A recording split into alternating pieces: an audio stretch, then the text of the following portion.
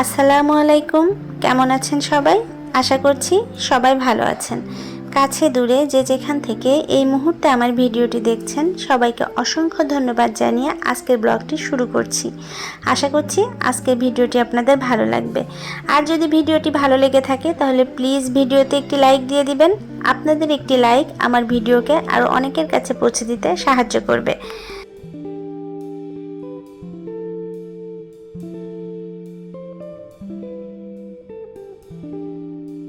সকালবেলা ঘুম থেকে ওঠার পরে এই গাছগুলোকে যত্ন নেওয়া আমার অনেক বেশি দায়িত্বের মধ্যে পড়ে গেছে। নিজের নিত্যনৈমিত্তিক কিছু কাজ আছে, সেগুলো শেষ করার পরে এই গাছেদের পিছনে আমি সকালে বেশ কিছুটা সময় ব্যয় করি।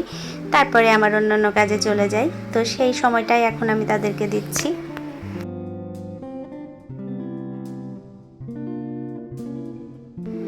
বারান্দায় যে গাছগুলো আছে তার সব গাছেই যে আমাকে প্রতিদিন পানি দিতে হয় তা না। কিছু গাছ আছে যেগুলোতে আমি প্রতিদিন পানি দিই, আবার কিছু গাছ আছে যেগুলোর আসলে গোড়া না শুকিয়ে যাওয়া পর্যন্ত পানি দিই না। তো সেগুলোই বেছে বেছে এখন যে গাছগুলোতে পানি দেওয়া লাগবে সেই গাছগুলোতে আমি পানি দিয়ে নিচ্ছি।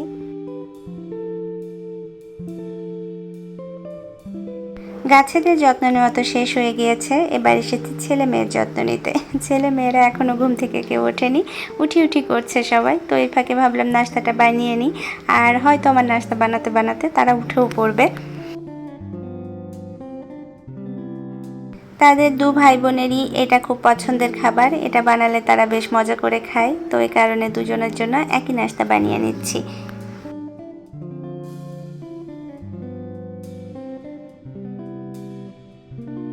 অন্য সময় যখন ওদের আমি ফ্রেঞ্চ টোস্ট করে দিই তখন আমি আর ব্রেডের কোনো অংশ কেটে বাদ দিই না, আমি এভাবে ডাইরেক্ট ওদেরকে ভেজে দিয়ে দিই।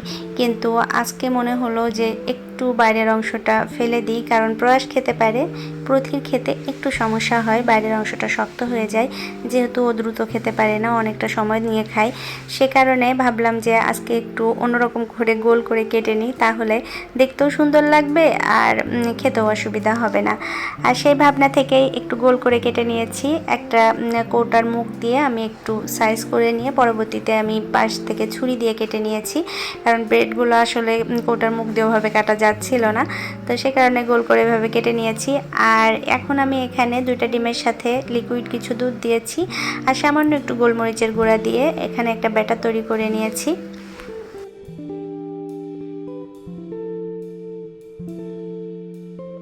এই পর্যায়ে এসে সেই পুরনো কথাটাই আবার আপনাদেরকে একটু মনে করিয়ে দিচ্ছি। এই মুহূর্ত পর্যন্ত যদি কেউ আমার ভিডিওটি দেখে থাকেন তাহলে প্লিজ আমার ভিডিওতে একটি লাইক দিয়ে আমার চ্যানেলটি সাবস্ক্রাইব করে দিতে পারেন। আর যদি ভিডিওটি কোথাও কোনো অংশ ভালো লেগে থাকে তাহলে ফ্রেন্ডস অ্যান্ড ফ্যামিলির সাথে শেয়ার করে রাখতে পারেন। খাবার দাবারের ব্যাপারে আমার ছেলেটা অনেক বেশি চুজি। তার যদি কোনো খাবার দেখতে ভালো না লাগে সে খেতে চায় না। তো আজকের খাবারটা তার পছন্দ হয়েছে, কারণ এগুলো পুরীর মতো লাগছে দেখতে। যেহেতু ডিম আর দুধের মিশ্রণে ভাজা, একটু ফুলেওছে, এ কারণে পুরি পুরি লাগছে, তারও পছন্দ হয়েছে।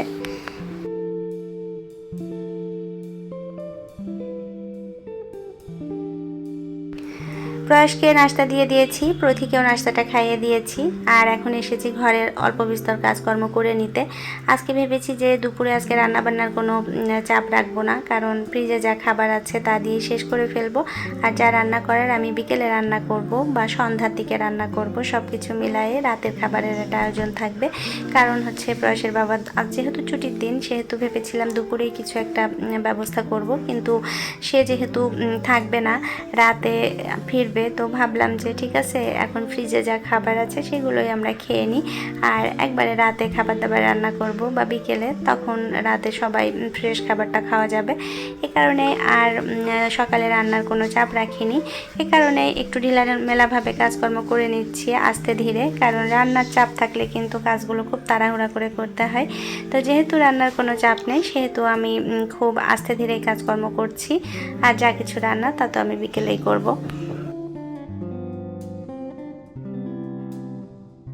এই কাজগুলো কিন্তু আমার প্রতিদিনের কাজ। প্রত্যেকটা দিন সকালে বা বিকেলে যে কোনো সময় এই কাজগুলো আমি করে থাকি। কখনো ভিডিওতে দেখানো হয়, কখনো হয় না। আসলে প্রতিদিনই যদি একই জিনিস দেখাতে থাকি আপনাদেরও ভালো লাগবে না। এই কারণে কিছু কাজ আমি স্কিপ করে যাই, কিন্তু কাজগুলো তো আমার আসলে প্রতিদিন করাই লাগে। আর বাসাটা আমি যতটা সম্ভব গুছিয়ে রাখার চেষ্টা করি। অনেকেই আছে যে আমার বাসায় যারা আসে আমার বাসা দেখে পছন্দ করে যে গোছানো আছে, পরিপাটি আছে, কিন্তু আমার মন মতো হয় না। আমার মনে হয় যে না, আমার বাসা অতটাও পরিপাটি না। যেহেতু আমার একটা ছোট বাচ্চা আছে, সে পরিপাটি রাখতে এখন দেয় না। হয়তো আরও কিছুদিন পরে সব কিছু ঠিকঠাক থাকবে। এই যে আমি সব কিছু গুছিয়ে নিয়েছি, এটা কিন্তু 10 মিনিটের কাজ।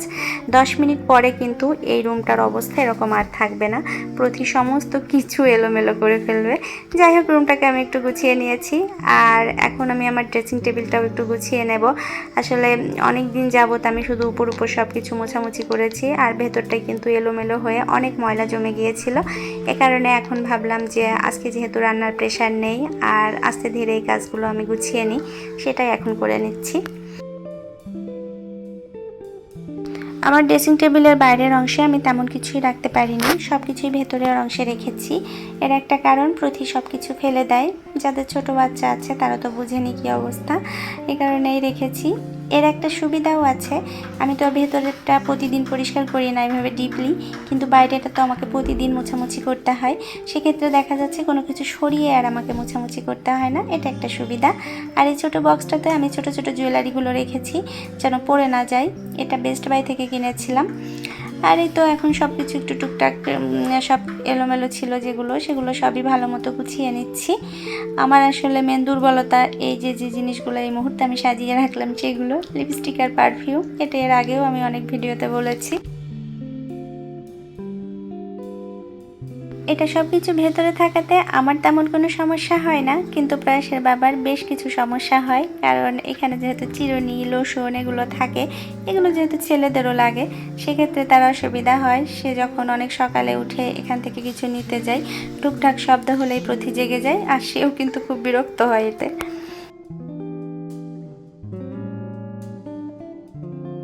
ফ্রিজের অবশিষ্ট খাবার দিয়ে আমরা কিন্তু দুপুরবেলাটা সুন্দর মতো মা মেয়ে ছেলের খাওয়া হয়ে গিয়েছে। আর বিকেলবেলা এখন রান্নাবান্না শুরু করেছি। আজকে চিকেনটা একটু অন্যভাবে রান্না করব। এটা আসলে কোনো রেসিপি না, একদিন আমি একটু তাড়াহুড়াই ছিলাম আর এভাবে চিকেনটা রান্না করেছিলাম। মশলা কষানোর ঝামেলায় যায়নি আর কি। তো খেয়ে দেখলাম যে না, অন্য অন্য দিনের তুলনায় অনেক ভালো লেগেছে, টেস্ট একটু ভিন্ন এসেছে। তো ভাবলাম যে কেন নয়, সেদিন এলোমেলো করে রান্না করাতে যদি সুন্দর হয়, আজকে সেই প্রসেসেই একটু যত্ন করে রান্না করি, দেখি কতটা ভালো হয়। আর সেখান থেকেই আজকে রান্নাটা আমি এভাবে করছি।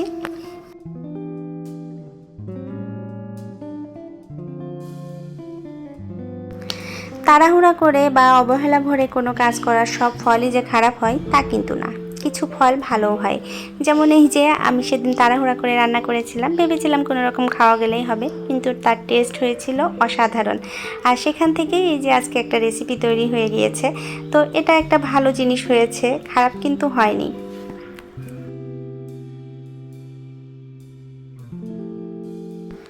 আজকের রান্নায় আমি চেয়েছিলাম আলু ব্যবহার করব না, কিন্তু তারপরেও মনে হলো যেহেতু প্রয়াস আলু ছাড়া খেতে চাইবে না, কয়েকটা আলু দিয়ে দিই। এ কারণে অল্প কিছু আলু দিয়ে দিয়েছি, যেন তার খেতে সমস্যা না হয়। রান্নাটা হয়ে এসেছে, আর এখন একটু গরম মশলা গুঁড়া ছড়িয়ে দিব উপরে, দিয়ে আমি ঢাকা দিয়ে রাখবো যেন গরম মশলার ঘ্রাণটা মাংসের ভিতর ছড়িয়ে যায়। মাংস যেহেতু রান্না হয়েছে, আর সেক্ষেত্রে সবার চাহিদার কথা মাথায় রেখে আমি একটু পোলাও করে নিচ্ছি। তো প্রথমে একটু বাটার দিয়েছিলাম আর তার সাথে ঘি দিয়ে দিলাম। পোলাওতে বাটার আর ঘিয়ের কম্বিনেশন কিন্তু অনেক ভালো লাগে, আর ঘ্রাণটা অনেক বেশি ভালো আসে। এখন চালগুলো দিয়ে ভেজে নিব। নর্মালি আমরা মিষ্টি পোলাও খেতে পছন্দ করি, কিন্তু আজকের পোলাওটা আমি মিষ্টি ছাড়াই বানিয়েছি। আমার বাবার বাড়ির সবাই মিষ্টি পোলাও খেতে অনেক বেশি পছন্দ করে, আর সেখান থেকেই কিন্তু আমার অভ্যাস মিষ্টি পোলাও খাওয়া। তো সংসারের প্রথম দিকে কি হতো, প্রয়াসের বাবা কিন্তু এই মিষ্টি পোলাও খেতে পারতো না। তো তার জন্য তখন আমি চাল ফুটে উঠলে আলাদা করে উঠিয়ে রেখে নিজেরটাই মিষ্টি মিশিয়ে নিতাম। তো আস্তে আস্তে সময় গিয়েছে, জীবনের অনেকগুলো বছর চলে গেছে, একে অপরের সাথে অ্যাডজাস্ট করার ক্ষমতা বেড়েছে। তো সেখান থেকে এখন প্রয়াসের বাবারও মিষ্টি পোলাও পছন্দ হয়ে গিয়েছে, আর এখন আমাদের সবারই মিষ্টি পোলাও অনেক বেশি পছন্দের।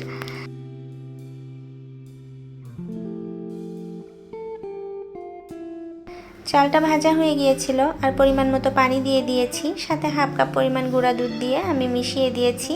আর এখন অন্য চুলায় পোলাওটা বসিয়ে দিয়ে এখানে আমি কিছু চাল কুমড়া চাক ভেজে নিব।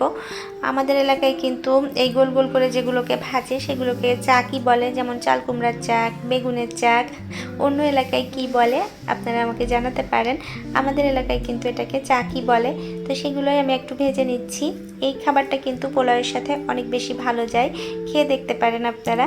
আর এদিকে পোলাওয়ের চাল ফুটে উঠেছে আর আমি কয়েকটা কাঁচামরিচ দিয়ে দিলাম হালকা সুবাসের জন্য আর কি।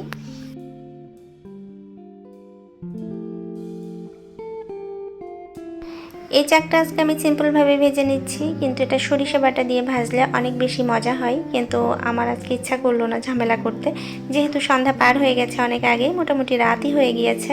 তো এ কারণে আর এগুলোকে আমি করতে গেলাম না। আর এদিকে আমার পোলাওটাও হয়ে যাচ্ছে, বেশ ঝরঝরেই হয়েছে। আমি খুবই অল্প পরিমাণে কিছু পোলাও রান্না করেছি যেন রাতেই শেষ হয়ে যায়, কারণ দিনের বেলা বেঁচে থাকলে এটা কেউ খেতে চাইবে না। তো সেক্ষেত্রে দেখা যাচ্ছে এই পোলাও সব আমারই খেতে হবে। আর দিনে 2-3 বার পোলাও খাওয়া আসলে ভালো লাগবে না, এ কারণে খুব অল্প পরিমাণে করেছি যেন রাতেই শেষ হয়ে যায়। আর এদিকে এই যে চাকটাও হয়ে গিয়েছে, আমি উঠিয়ে নিচ্ছি। আমি এই চাকের সাথে একটু পেঁয়াজ ভেজে নিচ্ছি, সাথে একটু কাঁচামরিচ দিয়েছি, লবণ আর হালকা একটু হলুদ দিয়েছি। এটা দিয়েই হালকা করে একটু ভেজে নেব, খুব বেশি ভাজবো না। আসলে বেগুনের চাক, চাল কুমড়ার চাক, পটল ভাজি মানে আস্ত পটল ভাজি, এগুলোর সাথে কিন্তু এই পেঁয়াজ ভাজিটা খুব ভালো যায়, অনেক বেশি ভালো লাগে খেতে। আর এই তো হয়েও গিয়েছে, আমি নামিয়ে নিলাম।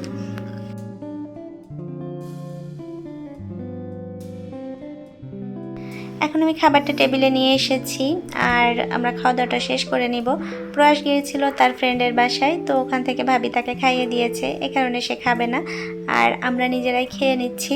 ভেবেছিলাম ওর সাথে করে খাবো, কিন্তু ও যেহেতু খেয়ে এসেছে, ছোট্ট একটা পেট, আর কতই বা খাবে, এ কারণে আর খাচ্ছে না। তো আমরাই খাওয়া দাওয়াটা শেষ করে নিচ্ছি। বাসায় রান্না হয়েছে আর ছেলেটা খাচ্ছে না, এটা একটু কষ্ট লাগছে আমার।